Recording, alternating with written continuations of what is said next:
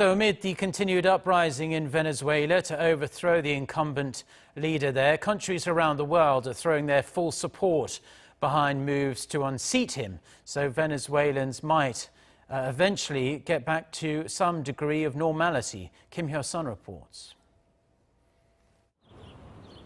The U.S. has expressed support for the ongoing military uprising in Venezuela aimed at ousting President Nicolas Maduro.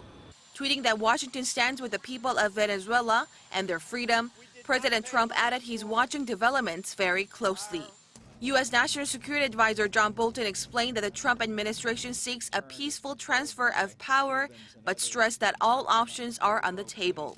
We want, as our principal objective, the peaceful transfer of power. But I will say again, as the President has said from the outset, and that Nicolas Maduro and those supporting him, particularly those who are not Venezuelan, should know, is all options are on the table. U.S. Secretary of State Mike Pompeo also took to Twitter, saying the interim President Juan Guaido has announced the beginning of Operation Libertad, and the U.S. government fully supports the Venezuelan people in their quest for freedom and democracy. Meanwhile, UN Secretary General Antonio Guterres has called for maximum restraint to avoid violence and immediate steps to restore calm. He also explained he's willing to mediate if both sides request help.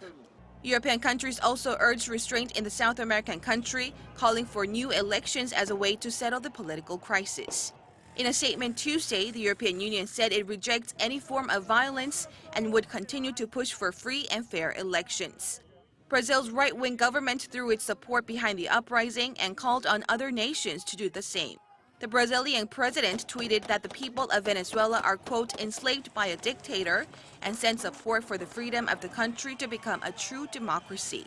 Hyo-sun, Arirang News.